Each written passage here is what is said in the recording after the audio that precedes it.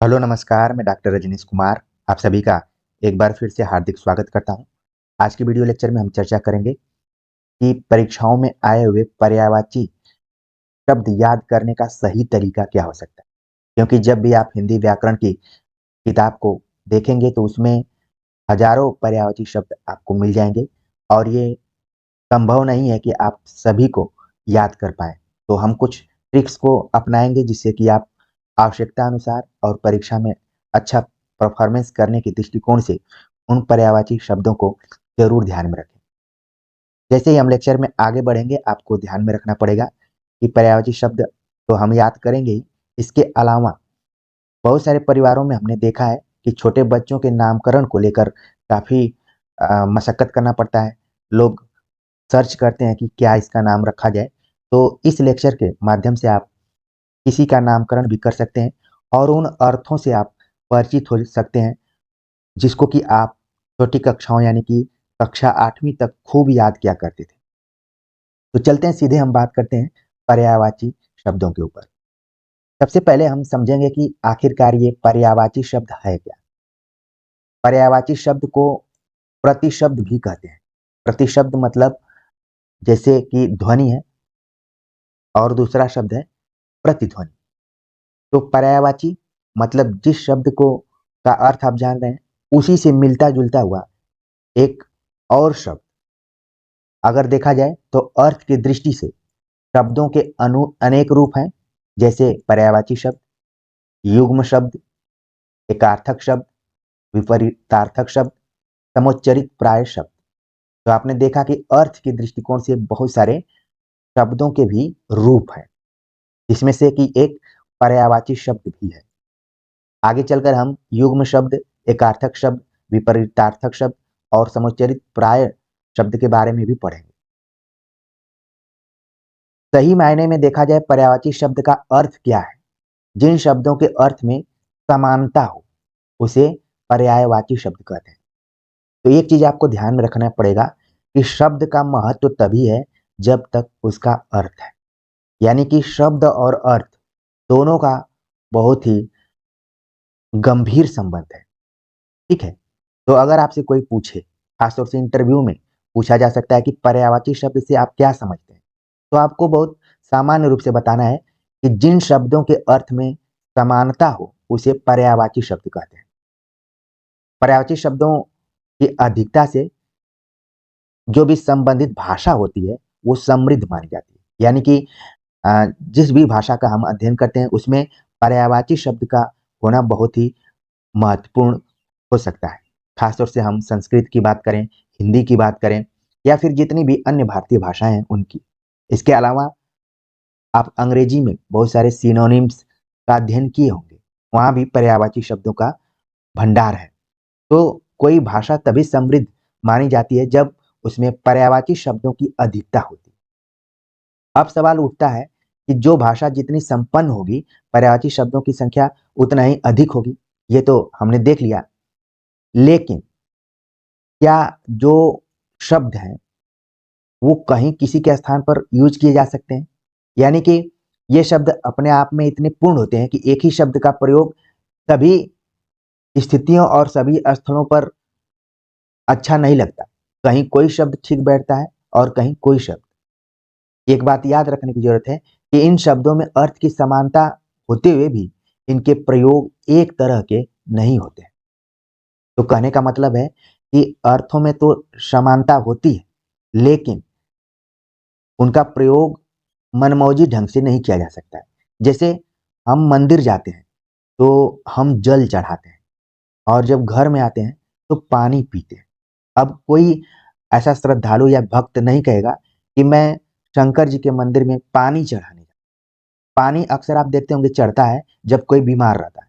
आपने सुना होगा अपने आस-पास में कि फलाँ को पानी चढ़ाया गया, 4 बोतल, 5 बोतल जो भी है, ठीक है? ये सामान्य आम तौर की बोलचाल में है। लेकिन अगर आप इसको मेडिकल की भाषा शैली में देखेंगे तो वो अलग शब्द वहाँ पर यूज़ होगा, ठीक है? इसी तरह से मंदिर में जब आप जाते हैं, तो जल चढ़ाते हैं, ठीक है? जल अर्पित करते हैं। तो अब आपको बात समझ में आ गई होगी कि पर्यायवाची शब्द भले अर्थ में समानता प्रकट करते हों, लेकिन उनका प्रयोग जहाँ पर सही स्थिति और स्थान के आधार पर ही किया जा सकता है। अगर हम बात करें तो पर्यायवाची शब्दों का हिंदी में प्रयोग कहाँ से होता है? ज़्यादातर संस्कृत में इसकी अधिकता है और हिंदी के पर्यायवाची शब्द संस्कृत के तत्सम शब्द हैं। शब्द के कई रूप हैं, तत्सम, तद्भव, देशज, विदेशज, ठीक है? तो पर्यायवाची शब्द जितने भी हैं, वो तत्सम शब्दों से ग्रहित किए गए हैं, ज्यों का त्यों ग्रहण कर लिया गया है। तो आपके दिमाग में धीरे-धीरे पर्यायवाची शब्द आखिरकार है क्या? उसका अर्थ क्या है? उसको कहाँ से ग्रहण किया गया है? अर्थ समान होते हुए भी क्या हम उसका यूज़ हर जगह कर सकते हैं या फिर देश, काल, वातावरण के आधार पर कर सकते हैं? ये सारी चीज़ें आपको समझ में आ गई होंगी। और एक चीज़ और ध्यान में रखना है कि प्रत्येक शब्द की महत्ता विषय और स्थान के अनुसार ही होती है। जैसा कि मैंने जल और पानी दोनों का उदाहरण दिया। मंदिर के लिए जल उपयुक्त है, जबकि घर में पानी पीने के लिए उपयुक्त शब्द है। ठीक है, चलते हैं आगे बात करते हैं, धीरे-धीरे और चीज़ें क्लियर होती जाएँगी। अगर हम पर्यायवाची शब्दों के बारे में बात करें, तो एक चीज़ आपको ध्यान में रखना है कि बहुत सारे शब्दों का अर्थ आप पहले से जान रहे होंगे। अब आपको ध्यान में रखना है कि जिस शब्द का अर्थ आपको नहीं पता है, जो नया है, उसको आप अपने नोटबुक पे ध्यान में रखिए, ठीक है? जैसे मैं बात करूँ अग्नि का, तो अग्नि का पर्यायवाची आग, वहनी, पावक, अनल, वायु सखा, दहन, धूमकेतु, कृशान। तो इसमें जो आग है पहले से आप परिचित हैं, पावक भी आपने पढ़ा होगा, अनल पढ़ा होगा, ठीक है? दहन भी आप पहले से जान रहे होंगे।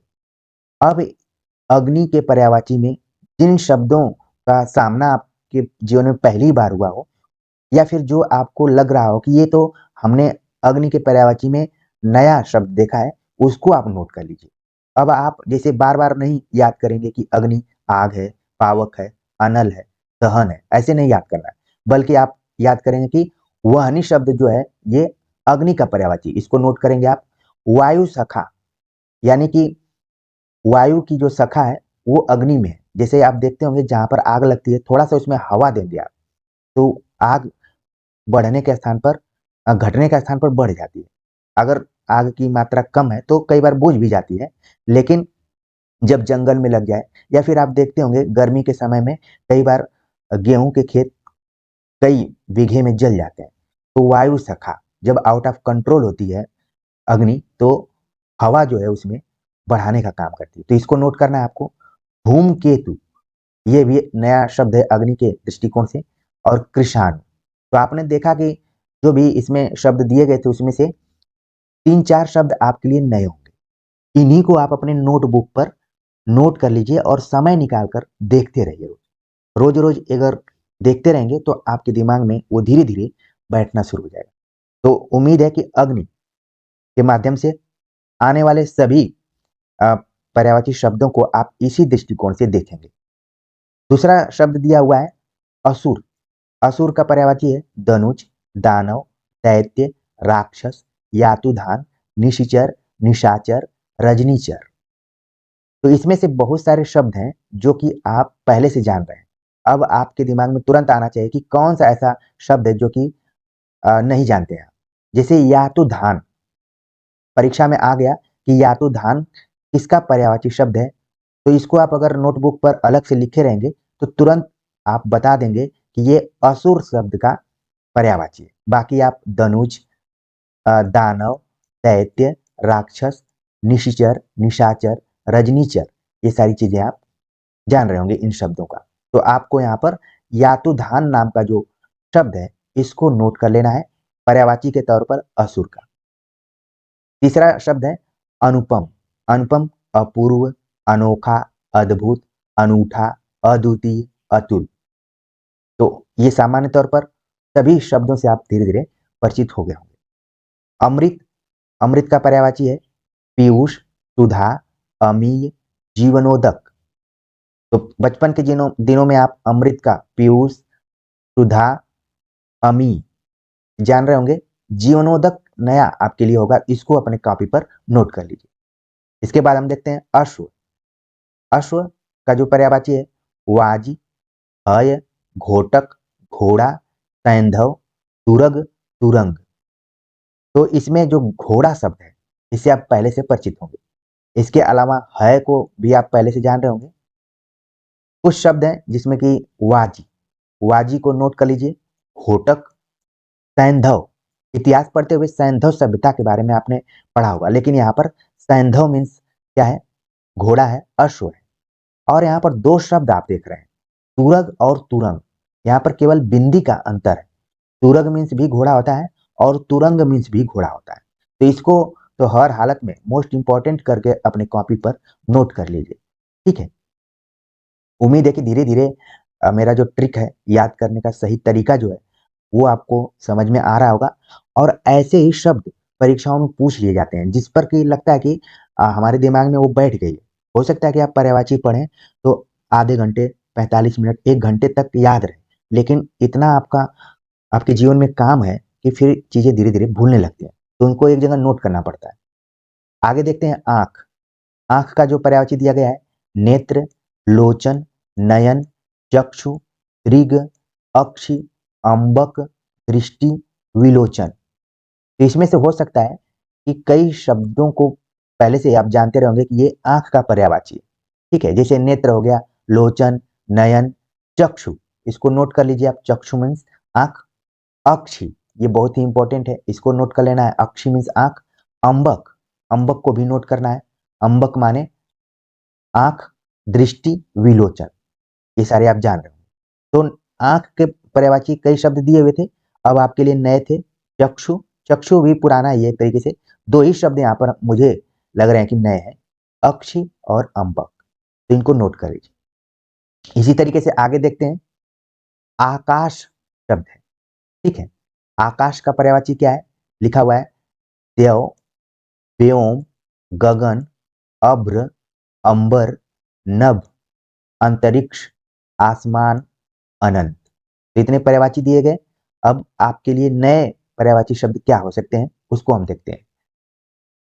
नए में देव हो सकता है आपके लिए, व्योम आप अच्छे से जानते होंगे, गगन, ठीक है, नभ माने जान ही रहे हैं, अंतरिक्ष, आसमान, अनंत। अब ध्यान में रखना है कि देव हो गया अभ्र, अभ्र मीन्स आकाश होता है, इसको ध्यान में रखना है। अंबर माने आकाश होता है। तो इतने पर्यायवाची शब्दों में एक अभ्र लग रहा है मुझे, अभ्र और देव, ये दोनों नए हैं। बाकी को आप जान रहे हैं, आपके दिमाग में ये पहले से ही सेव होगा, ठीक है। तो अब सेव हो गया होगा आपके दिमाग में कि अभ्र माने आकाश और अंबर माने भी आकाश है और देव माने आकाश। आम का पर्यायवाची देखते हैं। आम के पर्यायवाची कई दिए हुए हैं, जिसे आम्र, चूत, रसाल, अमृत फल, सहकार, अतिसौरभ, च्यूत मतलब कि आम का पेड़। तो दो शब्द मिलते जुलते हैं, ठीक है। एक जगह अर्थ आ जा रहा है आम का पेड़ और एक का मतलब है आम। आमतौर पर आपने आम्र शब्द का प्रयोग खूब किया होगा। रसाल, एक हिंदी साहित्य में आलोचक हुए हैं जिन्होंने कि अपना उपनाम ही रसाल लिखा हुआ है।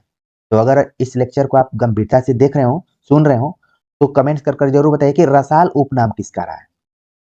जैसा कि मैंने शुरू में ही बताया था कि पर्यायवाची शब्दों का अध्ययन करते समय आपके परिवार के लिए जो नवजात शिशु हैं उनके नामों का भी पता चलेगा, नाम रखना चाहते हैं या फिर कई लोगों ने उपनाम रखा है तो वो यहीं से रखा हुआ है, ठीक है।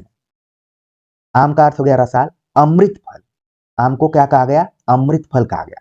सहकार, ये दोनों शब्द आपके लिए नए हो सकते हैं। अति सौरभ, सौरभ नाम तो आपने सुना होगा, लेकिन अति सौरभ मतलब आम होता है, ठीक है।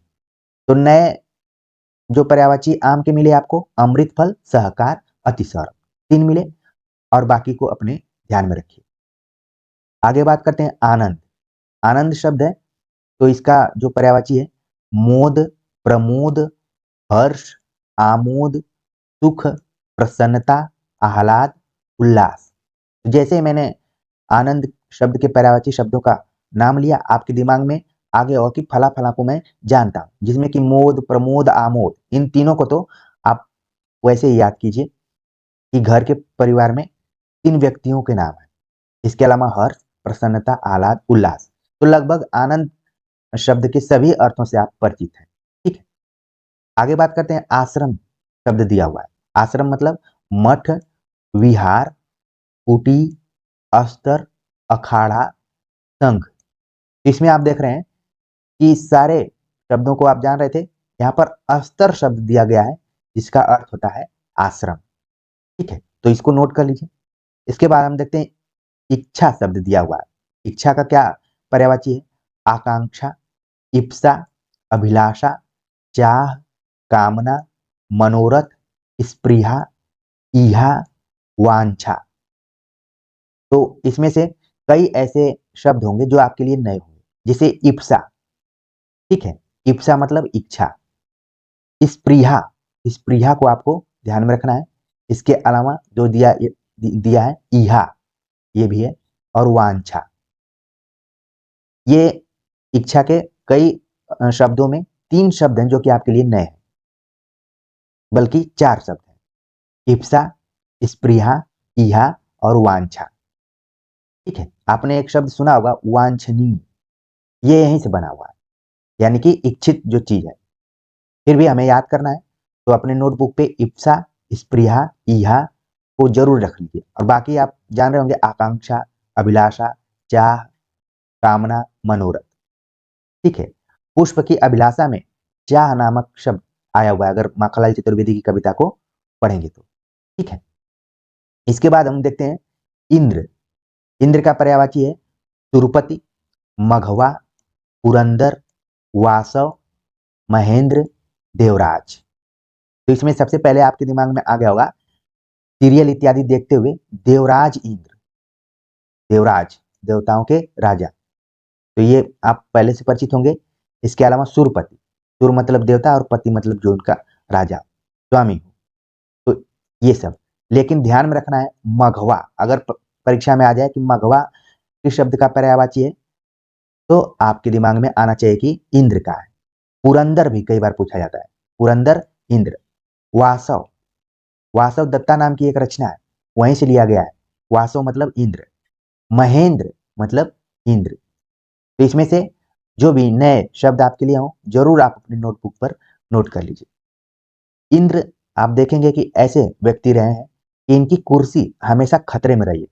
जब भी आपने सीरियल देखा होगा तो इंद्र परेशान से रहते हैं, कभी ब्रह्मा के पास, कभी विष्णु के पास, कभी शंकर जी के पास जाते रहे। हालांकि रहे हैं ये देवताओं के राजा, लेकिन हमेशा संकट के दौर में रहे। तो इनका पर्यायवाची शब्द कई बार परीक्षा में पूछा गया है, जिसमें कि मघवा, पुरंदर, वासव को बिल्कुल ध्यान में रखिए। बाकी को आप परीक्षा में आराम से पकड़ लेंगे। आगे बात करते हैं, अगला शब्द है कपड़ा। कपड़ा का जो पर्यायवाची है वस्त्र, पट, वसन, अंबर, चीर। ठीक है, जिसमें कि चीर हरण, महाभारत आपने देखा होगा, दुशासन और द्रौपदी, चीर हरण मतलब कि कपड़ा का हरण, यहाँ पर पर्यायवाची के दृष्टिकोण से देखें तो। बाकी वस्त्र को आप जान रहे हैं, पट को भी समझ रहे हैं, वसन, वसन मतलब कपड़ा, अंबर। अब देखेंगे कि कई ऐसे शब्द हैं जो कि एक से अधिक शब्दों के पर्यायवाची हैं। अभी हम आकाश का देख रहे थे, तो वहां भी अंबर शब्द का प्रयोग हुआ था। तो ऐसे को आप मोस्ट इंपॉर्टेंट करके एक अलग बॉक्स बनाकर नोट कर लीजिए कि कौन से ऐसे शब्द हैं जिनके एक से अधिक पर्यायवाची शब्दों में उनकी गणना की जाती है। तो अंबर उसमें से एक है। बाकी अन्य शब्दों को आप जान गए कि ये कपड़ा का पर्यायवाची है।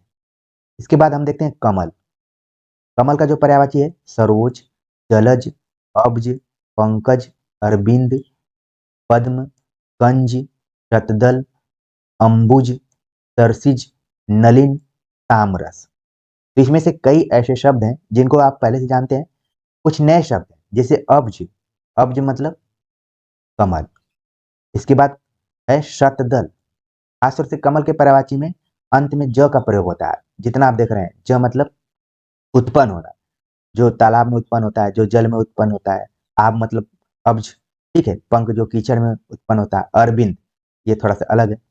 पद्म, तो इनको ध्यान में रखिए। तरसीज, नलिन, नलिन मतलब कमल। और तामरस, परीक्षा में ज्यादातर पूछ लिया जाता है कि तामरस किसका पर्यायवाची है, तो हो गया कमल का। तो देख रहे हैं कि कितने पर्यायवाची शब्दों का नाम यहाँ पर दिया गया है, लेकिन आपके लिए एक ही दो पर्यायवाची शब्द हैं जो कि नए हैं, उन्हीं को आप नोटबुक पर लिख लेंगे। एक दिन समय आएगा कि वो भी आपके लिए पुराने हो जाएंगे, तो ज़्यादा याद करने की ज़रूरत नहीं पड़ेगी, बल्कि आपकी जो वोकैब्युलरी, आपका जो शब्द भंडार है, वो ज़्यादा मजबूत होगा। आप जब भी अपनी बातों को कहीं रखेंगे, तो उसमें वजन होगा। ठीक है, तो कमल का याद रख लिए, जो आपको नहीं आ रहा है उसको एक जगह नोट कर लीजिए। अब बात करते हैं किरण। किरण शब्द का पर्यायवाची है, उसमें है मरीचि, मयूख, अंशु, कर, रश्मि, प्रभा, अर्ची, गो। ये क्या है? किरण का पर्यायवाची। तो इसको मोस्ट इंपॉर्टेंट करके आप नोट कर लीजिए। हो सकता है कि बहुत सारे शब्द जो आपके लिए नए हों, जिसमें पुराने में अगर बात करें तो रश्मि आपके लिए पुराना हो सकता है, प्रभा भी पुराना हो सकता है, बाकी सब नए हैं। मरीचि, मयूख, अंशु, कर। कर मतलब किरण भी होता है, कर मतलब हाथ भी होता है। ठीक है। अर्ची, अर्ची को जरूर ध्यान में रखिए, इसी से बना हुआ शब्द अर्चिता, बहुत लोगों का नाम भी होता है। गो मतलब किरण होता है, और गो मतलब कई जगह गाय का भी प्रयोग होता है। ठीक है।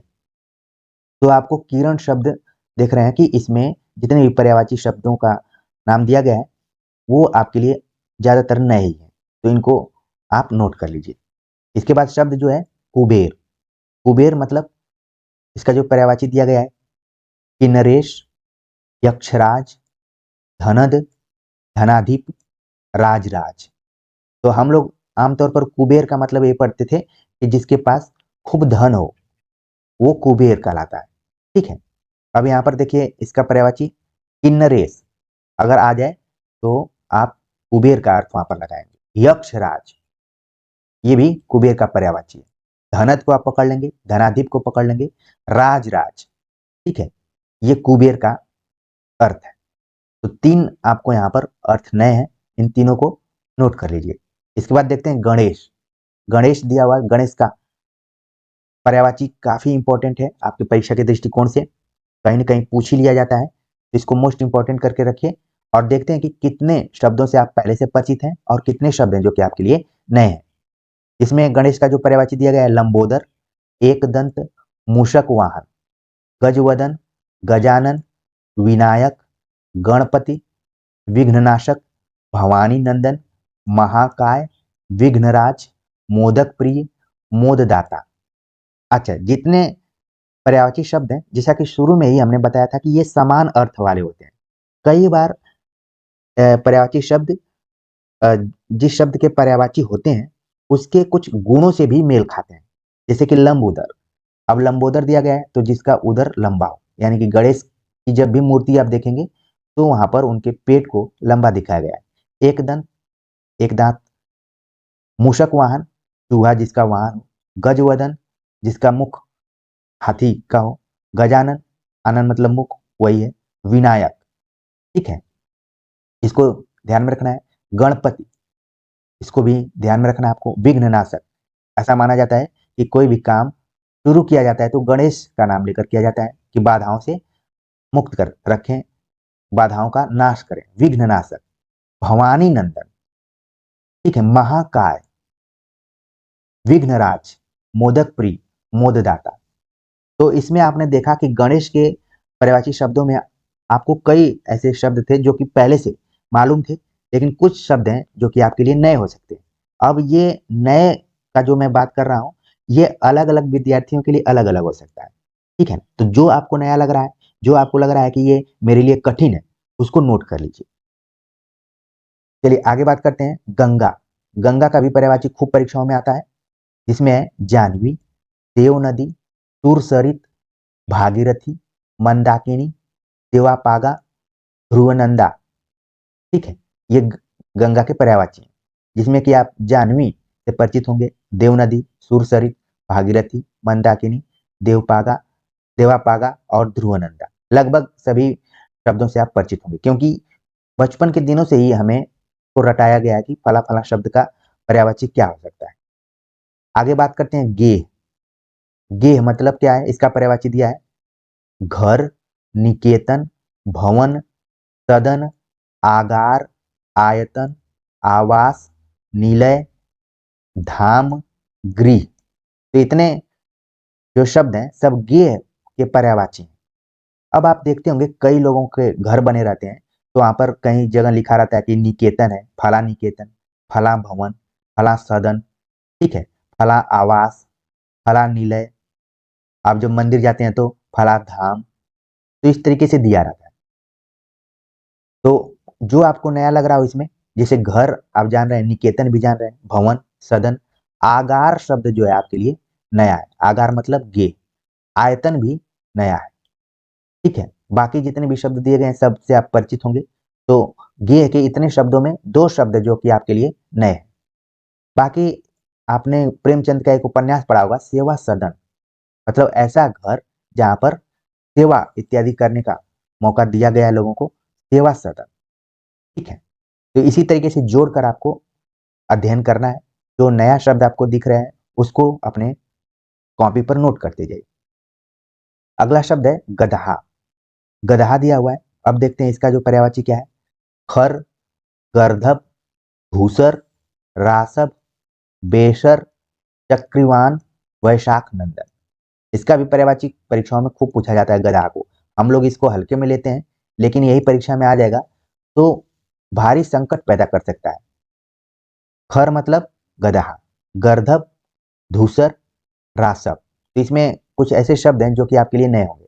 जैसे मान लीजिए किसी को बुलाया जाए कि वैशाख नंदन, अगर उसको सीधे सीधे आप बोलेंगे गदहा तो फिर हो सकता है कि वो व्यक्ति चिढ़ जाए। लेकिन अगर उसको आप बोलते हैं वैशाख नंदन, तो अगर उसको मालूम होगा कि वैशाख नंदन माने गधा होता है तब तो वो चिढ़ेगा। लेकिन शब्द को देखते हुए लगेगा कि उसको हो सकता है कुछ अच्छी बातें कही जा रही हो, वैशाख नंदन, तो प्रसन्न भी हो सकता है, ठीक है। लेकिन इसका अर्थ यहाँ पर आप देख रहे हैं कि गधा है, वैशाख नंदन। चक्रीवान, ठीक है, जैसे आपने सुना हुआ गाड़ीवान, तो चक्रीवान, ये लोग चक्का इत्यादि ढोते थे पहले गधा। अब धीरे धीरे प्रचलन कम हो गया है। बेसर, ये नया शब्द आपके लिए। रासब, ये भी परिचित है। धूसर, धूल धूसरत जो शब्द यूज किया जाता है। गर्दभ, ये तो सबसे प्रचलित शब्द है। इसके बाद है खर। तो कहने का मतलब है कि गदहा शब्द का जो पर्यायवाची है जो आपके लिए नया हो उसको नोट कर लीजिए, और जो शब्द आप पहले से जान रहे होंगे वो आपके दिमाग में खुद सर्च होकर बाहर आ रहा होगा। अगला शब्द है चंद्र।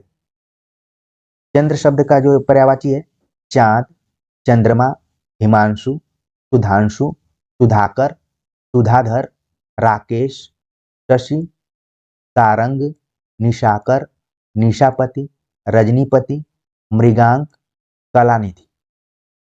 पता नहीं वर्तमान समय में आप सभी के घर अगर कोई निमंत्रण पत्र आता है तो आप लोग उसको कितना गंभीरता से पढ़ते हैं।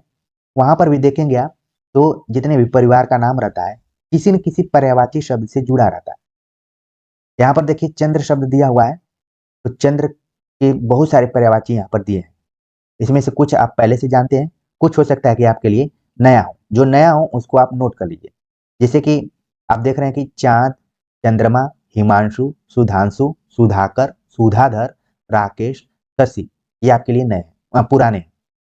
सारंग आप देख रहे हैं कि ये नया हो सकता है। इसके अलावा निशाकर, निशापति, रजनीपति, मृगांक, सब पुराने हैं। कलानिधि हो सकता है कि आपके लिए नया हो, तो इसको नोट कर लीजिए। इसके अलावा जो मेरा नाम है रजनीश, वो भी चंद्रमा का पर्यायवाची है। कई बार मुझसे इंटरव्यू में भी पूछा गया और इसमें संधि भी पूछ ली जाती है, तो चाहे तो इसको आप ध्यान में रख सकते हैं। मे भी परीक्षा में पूछा जा सकता है कि रजनीश का पर्यायवाची क्या है, तो आपके दिमाग में तुरंत चंद्रमा आना चाहिए। इसके बाद हम देखते हैं अगला जो शब्द है चोर। चोर शब्द का भी पर्यायवाची हमें ध्यान में रखना है, जिसमें कि दिया हुआ है तस्कर, दस्यु, रजनीचर, मोशक, कुंभिल, खनक, साहसिक। आप देख रहे हैं यहाँ पर चोर शब्द का पर्यायवाची जो दिया गया एक शब्द यहाँ पर साहसिक। चोरी करना भी एक साहस का काम है, तो साहसिक दिया गया। वैसे तो हम अपने जवानों या फिर सेना में जो काम करने वाले लोग हैं या फिर कोई अच्छा काम कोई करता है तो उसको साहसिक कहा जाता है कि चलो बहुत ही साहसिक है। लेकिन यहाँ पर चोर का जो पर्यायवाची शब्द दिया गया वो साहसिक के तौर पर दिया गया है। इसको ध्यान में रखना है, हल्के में नहीं लेना है। आपने देखा हुआ तस्करी शब्द यूज होता है, अखबारों में पढ़ते होंगे, तो तस्कर, चंदन तस्कर, वीरप्पन का नाम आपने सुना होगा, तो चंदन की चोरी करते थे वो। और तस्कर शब्द जो चोर के लिए प्रयुक्त है यहाँ पर। दस्यु, खासतौर से जो समुद्र इत्यादि में चोरी करते हैं उनको दस्यु। रजनीचर, रात में चलते हैं चोर, ज्यादातर आप लोग अपने गांव में कई चोरियां सुने होंगे तो वहां से। रजनीचर, मोषक, कुंभिल शब्द चोर के लिए प्रयुक्त किया गया है। ठीक है, कुछ ऐसे शब्द हैं जो कि बहुत कम यूज होते हैं और वही परीक्षा में हमारे लिए घातक साबित हो जाते हैं। बहुप्रचलित शब्द परीक्षा में पर्यायवाची के तौर पर कम ही पूछे जाते हैं। तो यहाँ पर आपने देख लिया कि चोर शब्द का पर्यायवाची कौन सा आपके लिए नया था, कौन सा पुराना था। अब बात करते हैं हम जल नामक शब्द के ऊपर, इसका पर्यायवाची क्या है। जल का पर्यायवाची दिया गया है नीर, सलिल, उदक, पानी, अम्बु, तोय, जीवन, वारी, पय, अमृत, मेघ पुष्प। तो कई पर्यायवाची शब्द दिए गए हैं जल के, और जल भी परीक्षा के दृष्टिकोण से बहुत ही इंपॉर्टेंट शब्द है पर्यायवाची के दृष्टिकोण से, जिसमें कि आप कई शब्दों से पहले से परिचित होंगे। नीर, सलील, पानी, ठीक है, ऐसे शब्दों से आप परिचित होंगे। अब नया क्या है आपके लिए। उदक, अम्बु, ठीक है, तोय, वारी, पय, अमृत, मेघ पुष्प। अच्छा, यहाँ पर अमृत जो दिया गया है, आपने इससे पहले भी अमृत नाम का एक खुद शब्द है जिसके कई पर्यायवाची हैं, एक से अधिक, ठीक है, लेकिन यहाँ पर जल के तौर पर भी इसको यूज किया गया है। तो ध्यान में रखना है कि उदक शब्द जब आए, अम्बु शब्द आए, वारी शब्द आए, पय मतलब दूध भी होता है, और यहाँ पर जल भी हो रहा है। शुरू में मैंने बताया कि समानार्थी यानी कि समानता वाले अर्थों का प्रयोग हम पर्यायवाची शब्द में करते हैं। यहाँ पर पानी शब्द दिया गया है और इसके प्रयोग के बारे में भी बताया कि मंदिर में जाएंगे जल चढ़ाने, और घर पर जब रहेंगे तो पानी आप पियेंगे, और हॉस्पिटल में रहेंगे तो पानी चढ़ाया जाता है। तो ये अंतर है। अगला शब्द है यमुना। ये भी परीक्षा में खूब पूछा जाता रहा इससे पर्यायवाची। यमुना, सूर्य सुता, सूर्य तनया, कालिंदी, अर्कजा, कृष्णा। तो आपको ध्यान में रखना है, एक नया शब्द है आपके लिए, अर्कजा। अर्कजा मतलब यमुना। सूर्य सुता, अर्क मतलब सूर्य होता है, सूर्य की जो पुत्री है वो यमुना, ऐसा माना जाता है। सूर्य सुता, सूर्य तनया, कालिंदी, कृष्णा। तो कुछ शब्द हैं जिनके इतिहास, जिनके उत्पत्ति के बारे में अगर आपको पता चले तो आप आराम से पर्यायवाची शब्दों को पकड़ सकते हैं। ठीक है, तो यमुना का हो गया, सूर्य सुता, सूर्य तनया, कालिंदी, अर्कजा, कृष्णा। तालाब शब्द का पर्यायवाची क्या है, इसमें दिया गया है सर, सरोवर, तड़ाग, ह्रद, पुष्कर, जलाशय, पद्माकर। पद्माकर शब्द यहाँ पर देखिए तालाब के अर्थ में प्रयुक्त हुआ है, और हिंदी के खासतौर से रीतिकाल के खास कवि रहे हैं पद्माकर। तो आपके दिमाग में तुरंत आना चाहिए कि पद्माकर का अर्थ तालाब से लिया गया है। बाकी कई शब्द होंगे जिससे आप पहले से परिचित होंगे, जिसमें कि सर है, ठीक है, सरोवर, तड़ाग, जब संस्कृत पढ़ते रहेंगे तो आपके लिए नया शब्द है यहाँ पर ह्रद, इसको ध्यान में रखना है, तालाब होता है। पुष्कर मतलब भी तालाब होता है। जलाशय को आप जान रहे हैं, पद्माकर। तो तीन ऐसे शब्द यहाँ पर दिख रहे हैं जो कि तालाब के दृष्टिकोण से आपके लिए नए हो सकते हैं, इनको अपने कॉपी पर नोट कर लीजिए। आगे बात करते हैं, अगला जो शब्द है दास। दास का पर्यायवाची क्या है, अनुचर, चाकर, सेवक, नौकर, भृत्य, किंकर, परिचारक। तो यहाँ पर नया जो शब्द है आपके लिए किंकर है, ठीक है, इसको ध्यान में रखना है। कवि किंकर, महावीर प्रसाद द्विवेदी इत्यादि के संदर्भ में कई बार ये शब्द प्रयुक्त होता है, या फिर द्विवेदी युग में किंकर शब्द आया हुआ है एक दो बार। तो बाकी शब्दों से तो आप परिचित हो गए होंगे कि दास का पर्यायवाची है। भृत्य कई बार पूछ लिया जाता है। दो शब्द यहाँ पर आपके लिए नए हो सकते हैं, इनको नोट कर लीजिए। इसके बाद हम शब्द देखते हैं दुख। दुख का पर्यायवाची क्या हो सकता है, पीड़ा, व्यथा, कष्ट, संकट, शोक, क्लेश, वेदना, यातना, यंत्रणा, खेद। तो लगभग सभी शब्दों से आप परिचित हैं। क्लेश शब्द को आपको ध्यान में रखना है कि हमें दुख हो रहा है, क्लेश हो रहा है। अगला शब्द है देवता। देवता का पर्यायवाची सुर, अमर, देव, निर्जर, विबुध, त्रिदंश, आदित्य, गिरवाण। ठीक है, तो इसमें कुछ ऐसे शब्द हैं जो कि आपके लिए नए हो सकते हैं, जैसे निर्जर। निर्जर शब्द देवता के लिए प्रयुक्त है। विबुध, ये भी देवताओं के लिए प्रचलित है। त्रिदश, ये नया शब्द है आपके लिए। आदित्य, आदित्य मतलब कई जगह सूर्य भी होता है और यहाँ पर देवता के अर्थ में प्रयुक्त हुआ है। नया शब्द है गिरवाण। ठीक है, तो ये कुछ शब्द हैं जिनको कि आप अपनी कॉपी पर नोट कर सकते हैं। अगला शब्द है द्रव्य। द्रव्य मतलब दिया हुआ है धन, वित्त, संपदा, विभूति, दौलत, संपत्ति। तो जितना कठिन पर्यायवाची नहीं है, उससे कठिन खुद शब्द है द्रव्य। ठीक है, हम लोग केमिस्ट्री इत्यादि में द्रव पढ़ते थे, लेकिन यहाँ पर द्रव्य, द्रव्य मतलब कई बार पदार्थ के रूप में प्रयुक्त होता है, लेकिन यहाँ पर देखिए प्रयुक्त हुआ है धन। अगर आपसे कोई पूछे कि आपके पास द्रव्य है क्या, तो तुरंत आपके दिमाग में आना चाहिए कि धन, वित्त, संपदा, संपत्ति इत्यादि के बारे में चर्चा हो रही है। तो खुद जो शब्द है यही इंपॉर्टेंट है, इसको ध्यान में रखिए, बाकी तो आप अपने आप याद कर लेंगे। अगला शब्द है नदी। नदी का जो पर्यायवाची है उसमें है सरिता, तटिनी, आपगा, निम्नगा, निर्झरणी, कलुंकषा, तरिंगड़ी। नदी का पर्यायवाची परीक्षा में अक्सर पूछा जाता रहा है, इसको जरूर ध्यान में रखना है। जो भी नया आपके लिए, जैसे कि तटिनी, तटिनी शब्द को ध्यान में रखिए। आपगा शब्द को ध्यान में रखिए। निम्नगा, कलुंकषा को ध्यान में रखिए पर्यायवाची के दृष्टिकोण से। तरिंगड़ी को ध्यान में रखिए। निर्झरणी को भी ध्यान में रखिए। ठीक है, तो आपने देखा कि सरिता को छोड़कर जितने भी शब्द हैं यहाँ पर आपके लिए नए हो सकते हैं, तो इनको नोट कर लीजिए और इंपॉर्टेंट करके नदी के सामने लिख भी लीजिए कि परीक्षा के दृष्टिकोण से महत्वपूर्ण है। अगला शब्द है नौका। नौका का जो पर्यायवाची है नाव, तरिणी, जलयान, जलपात्र, तरी, बेड़ा, डोंगी, पतंग। ये नौका के पर्यायवाची हैं। तो इसमें से जो नया शब्द है तरिणी, इसको नोट कर लीजिए। तरी, इसको नोट कर लीजिए। डोंगी और पतंग, ये सब नौका के अर्थ में प्रयुक्त होने वाले शब्द हैं।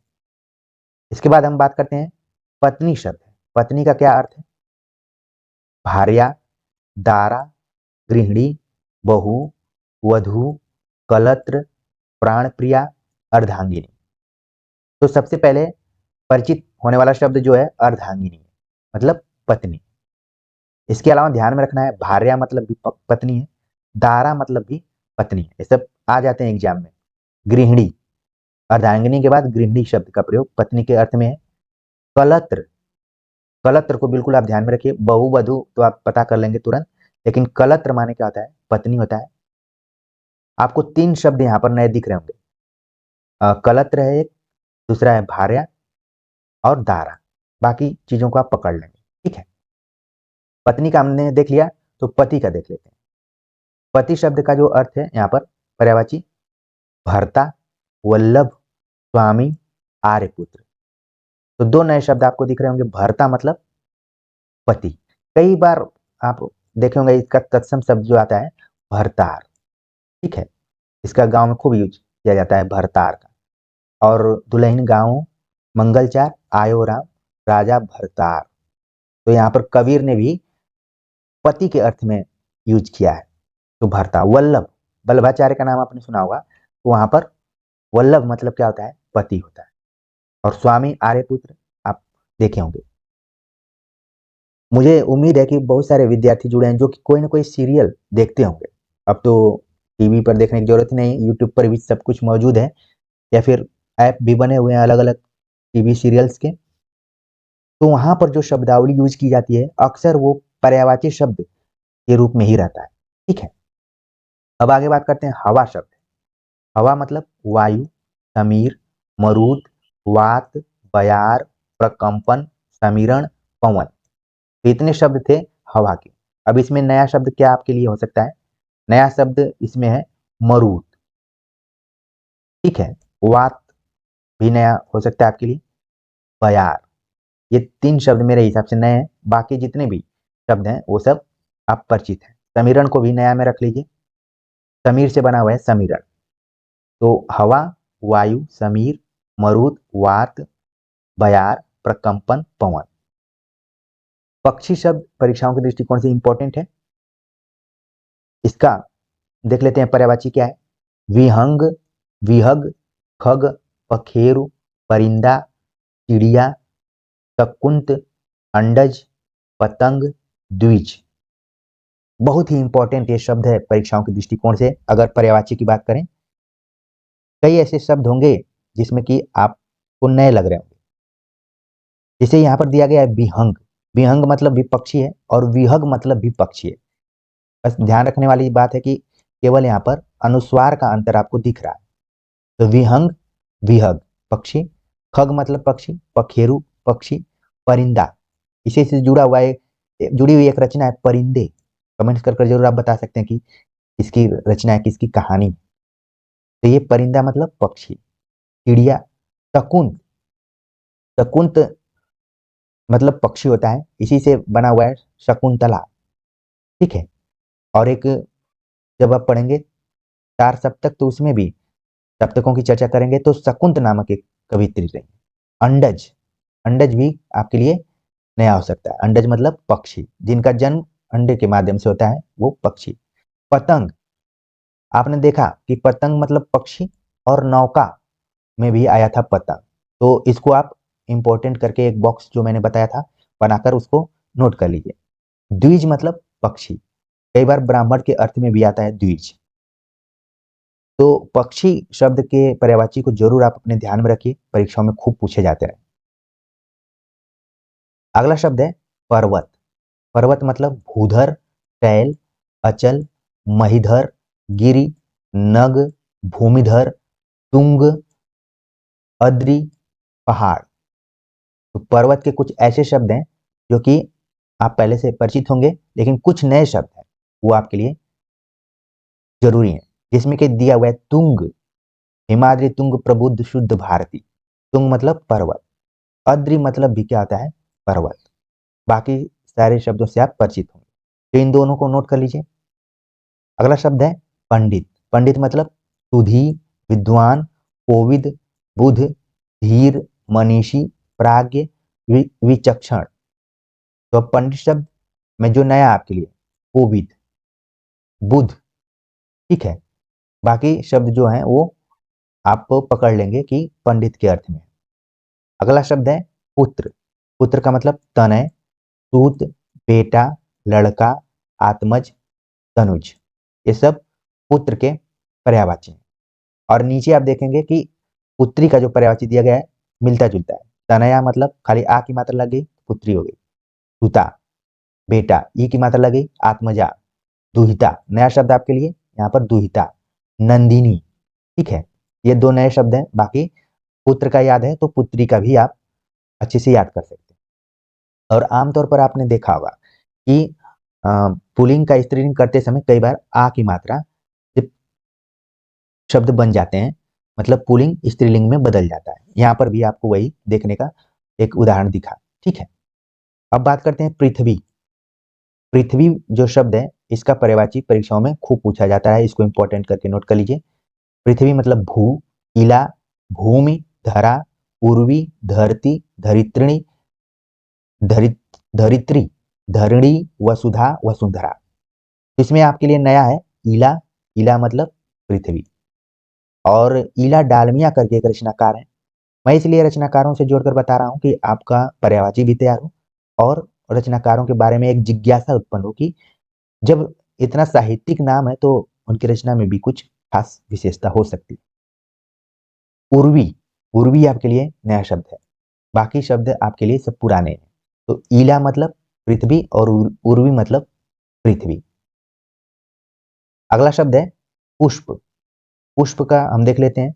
फूल, सुमन, कुसुम, प्रसून।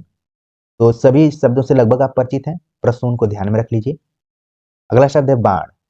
बाण मतलब तीर, शर, विशिख, आसुग, तिलिमुख, ईशु, नाराज। तो बाण शब्द में कई ऐसे नए शब्द हैं जो कि आपको ध्यान में रखना है, जिसमें कि विशिख मतलब बाण, आसुग मतलब बाण, शिलीमुख ये परीक्षाओं में पूछा जा चुका है, शिलीमुख मतलब बाण, ईशु मतलब बाण, नाराज, नाराज नहीं है, नाराच मतलब बाण। तो कुछ ऐसे शब्द हैं बाण के पर्यायवाची जो कि आपको कॉपी पर नोट करने चाहिए। अगला शब्द है बिजली। बिजली मतलब चंचला, चपला, विद्युत, सौदामिनी, दामिनी, तड़ित, बिजुरी, क्षण प्रभा। अब इसमें आपके लिए नया क्या हो सकता है? इसमें आपके लिए नया जैसे क्षण प्रभा, ठीक है, दामिनी, ये दो शब्द हैं। बाकी आप चंचला, चपला, विद्युत, बिजली ये सब ध्यान में रख लिए होंगे। अगला शब्द है ब्रह्मा। ये भी परीक्षाओं के दृष्टिकोण से इंपॉर्टेंट है, परीक्षाओं में पूछा जाता रहा है। ब्रह्मा, ब्रह्मा का पर्यायवाची क्या है? आत्मभू, स्वयंभू, चतुरानन, पितामह, हिरण्यगर्भ, लोकेश, विधि, विधाता। तो ब्रह्मा के जो पर्यायवाची शब्द हैं उसमें चतुरानन परीक्षा में पूछा जाता रहा है, ठीक है। आमतौर पर ब्रह्मा के 3 मुख दिखाई देते हैं, एक मुख पीछे है, इसलिए चतुरानन को कहा गया। और ध्यान में रखना है आत्मभू, स्वयंभू, भू मतलब होना और ये खुद से मतलब आत्मभू, स्वयंभू, पितामह। आमतौर पर आप सीरियल देखे होंगे तो पितामह का ज्यादा प्रयोग किया जाता है। हिरण्यगर्भ, इसको नोट करना है। लोकेश, ब्रह्मा।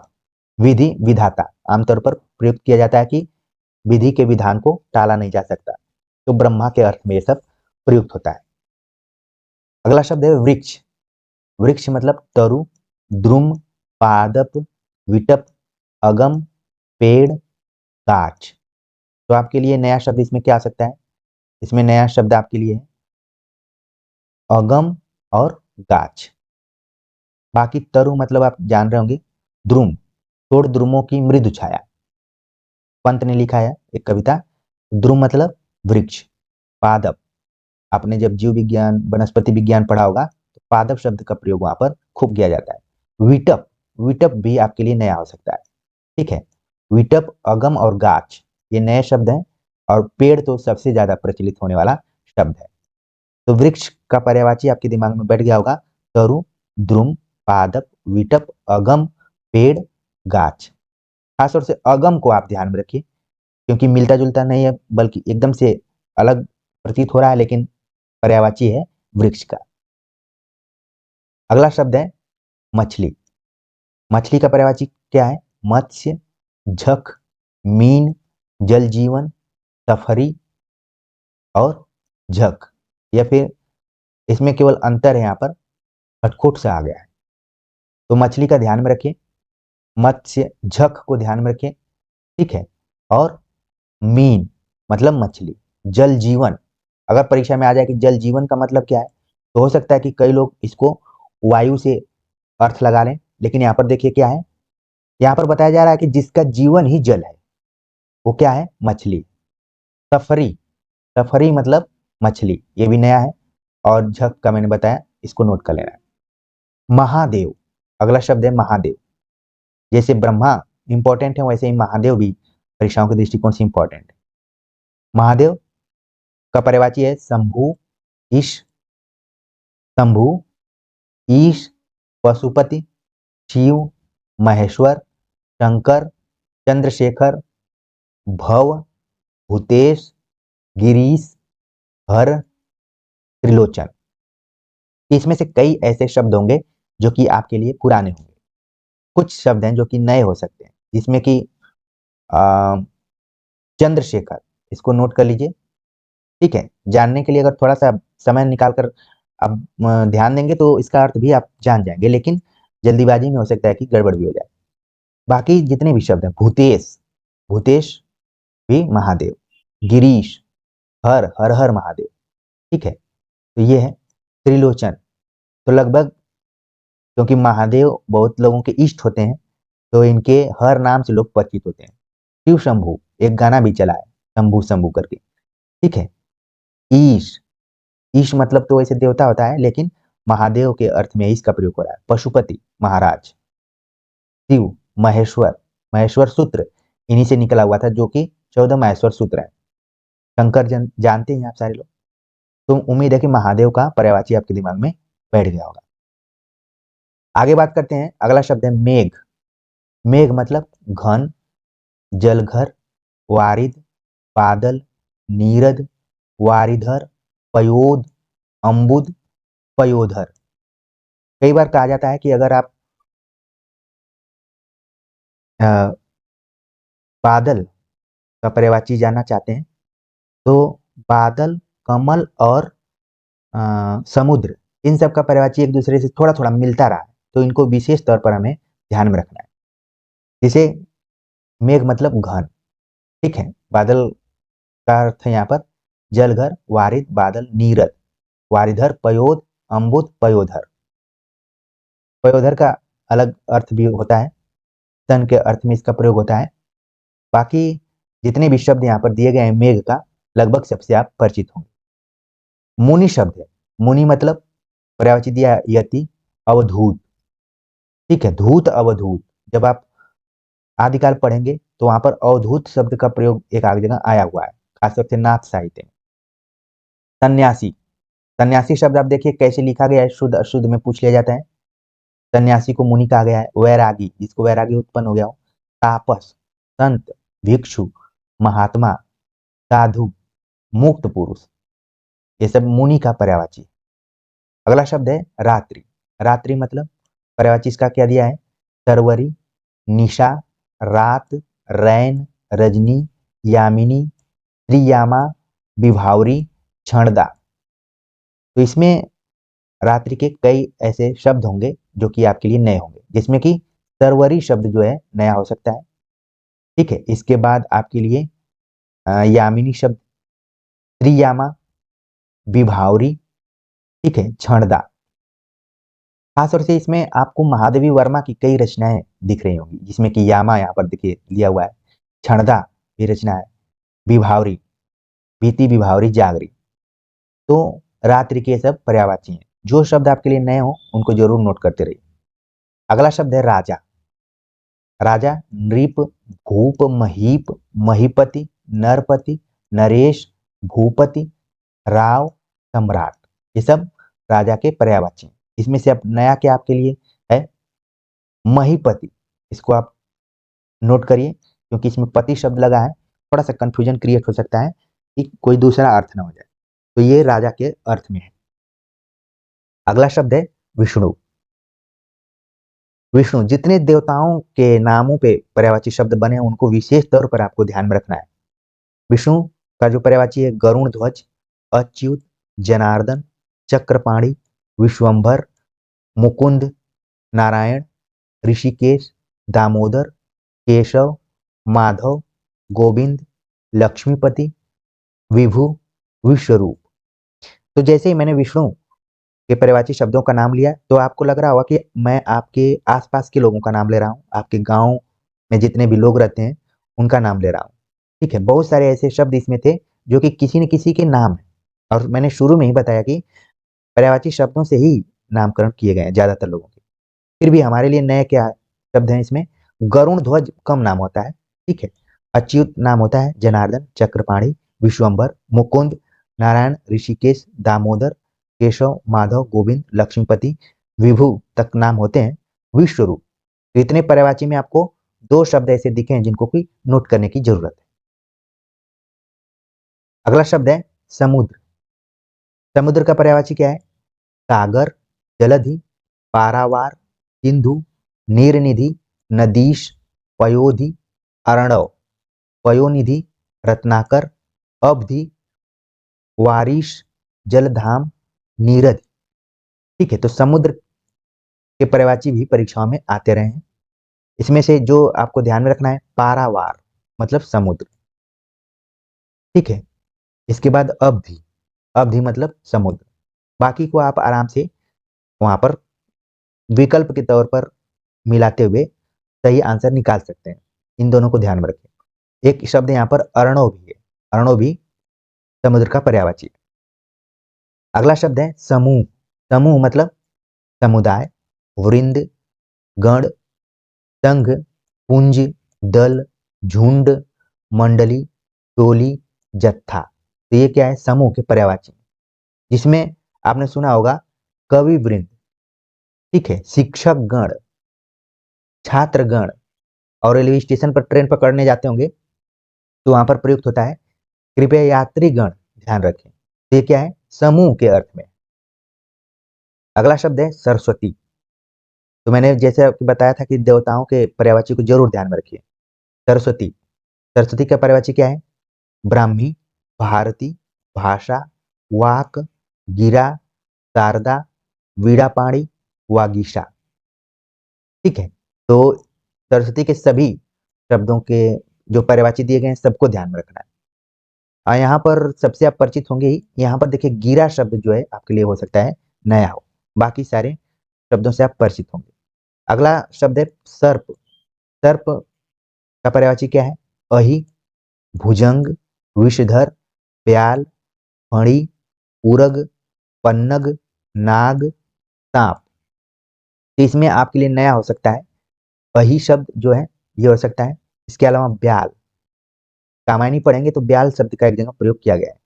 फणी मतलब सांप, फन से उरग, उरग एक नया शब्द है आपके लिए, मतलब सांप। पन्नग, ठीक है। बाकी जितने भी शब्द हैं वो सब आप पकड़ लेंगे परीक्षाओं में।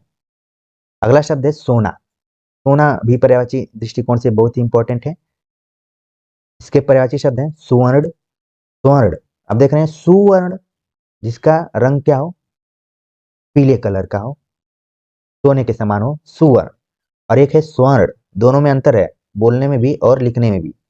कंचन, हाटक, कनक, हिरण्य, हेम, जात रूप। तो सोना के पर्यायवाची में आपको ध्यान रखना है जात रूप, हेम, हिरण्य, हाटक। ठीक है। इन चारों शब्दों को बिल्कुल ध्यान में रखना है, बाकी को आप परीक्षा में पकड़ लेंगे।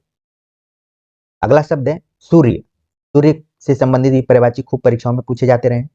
इसमें है मार्तंड, दिनकर, रवि, भास्कर, मरीचि, प्रभाकर, सविता, पतंग, दिवाकर, हंस, आदित्य, भानु, अंशुमाली। तो इसमें आपके लिए नया क्या हो सकता है? मार्तंड को ध्यान में रखिए, नया है। ठीक है। मरीचि, मरीचि, ठीक है। पतंग, आप देख रहे हैं यहाँ पर पतंग शब्द फिर से आ गया है एक नए पर्यायवाची शब्द में। कमेंट्स कर आप बताइए, क्योंकि इस लेक्चर में 3 जगह पतंग शब्द का प्रयोग आपने देखा है पर्यायवाची के तौर पर। आज जो बच्चे सीरियसली इस लेक्चर को देखे होंगे जरूर कमेंट्स कर बताएंगे, मैं इसका इंतजार करूंगा। पतंग मतलब सूर्य, दिवाकर ध्यान रहे, हंस, भानु, आदित्य, अंशुमाली। तो इसमें से मुख्य तौर पर 2-3 ही शब्द ऐसे हैं जिनको कि आपको ध्यान में रखना है। अगला शब्द है सिंह। सिंह पर्यायवाची शब्दों के दृष्टिकोण से बहुत ही इंपॉर्टेंट शब्द है। इस इससे संबंधित सवाल प्राय परीक्षाओं में पूछे जाते हैं। सिंह मतलब शार्दुल, व्याघ्र, पंचमुख, मृगराज, मृगेंद्र, केसरी, केहरि, केशी, महावीर। तो सिंह को बिल्कुल आप इंपॉर्टेंट करके इसके सामने नोट कर लीजिए। अब आपके लिए नया क्या हो सकता है? यहाँ पर थोड़ा सा हमें ध्यान रखना है कि जो शब्द दिए गए हैं मृगराज, मृगेंद्र, इसका मतलब क्या है?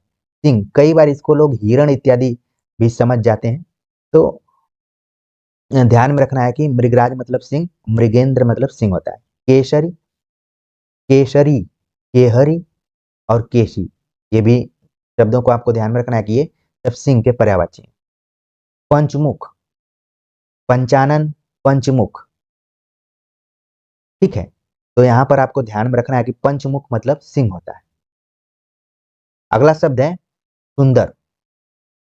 सुंदर का जो पर्यायवाची दिया है रुचिर, चारु, रम्य, सुहावना, मनोहर, रमणीक, चित्राकर्षक, ललित। मतलब क्या होता है? सुंदर होता है। अगला शब्द है स्त्री। स्त्री का पर्यायवाची दिया है नारी, वनिता, महिला, कांता, रमणी। तो यहाँ पर आपको खासतौर से वनिता शब्द को ध्यान में रखना है और कांता शब्द को ध्यान में रखना है। ये सब स्त्री के पर्यायवाची हैं। और आपने पढ़ा होगा कि भूषण बिनु न बिराजई, कविता वनिता मित्य। तो वनिता शब्द का यहाँ पर प्रयोग किया गया है स्त्री के रूप में। और कांता शब्द का प्रयोग आपने देखा होगा कि काव्यम यशसे अर्थकृते व्यवहार विधि शिवेत क्षते सद्य पर निवृत्ते कांता संमितयोपदेश युजे। तो मम्मट द्वारा दिया गया ये काव्य प्रयोजन का एक लक्षण था, वहां पर कांता शब्द का प्रयोग किया गया है जो कि स्त्री के तौर पर, और वनिता शब्द का प्रयोग मैंने भूषण बिनु न बिराजई, कविता वनिता मित्य। जो कि खास अलंकार की परिभाषा दी गई है, किसके द्वारा दी गई है, इसको भी आप कमेंट्स करके बता सकते हैं। ठीक है, तो ये कुछ पर्यायवाची शब्द थे जिनके पर्यायवाची शब्दों को हमने देखा और उन शब्दों को पकड़ने की कोशिश की जो कि आपके लिए नए हो सकते हैं। उनको आप कॉपी पे नोट करेंगे और पर्यायवाची शब्दों को याद करने का सही तरीका यही हो सकता है कि बहुत सारे तथ्य आपके दिमाग में पहले से भरे पड़े हैं। अब उन तथ्यों को खोजना है जो कि आपके लिए नए हैं, उनको आप नोट कर लीजिए। इससे क्या हो जाएगा कि आपकी तैयारी कंप्लीट हो जाएगी पर्यायवाची के दृष्टिकोण से। हमने इस लेक्चर में 3 से 4 होमवर्क आपको दिया है, केवल होमवर्क कमेंट्स के तौर पर ही करना है, तो उन होमवर्क को भी कीजिए जिससे कि लगे कि आप सभी गंभीरता से लेक्चर्स को सुनते हैं। और ये भी कमेंट्स कर कर जरूर बताइए कि पर्यायवाची शब्द जो कि आप बचपन के दिनों में याद किया करते थे, आज पढ़कर आपको कैसा लगा। तो मिलते हैं एक नए टॉपिक और लेक्चर के साथ, तब तक के लिए नमस्कार।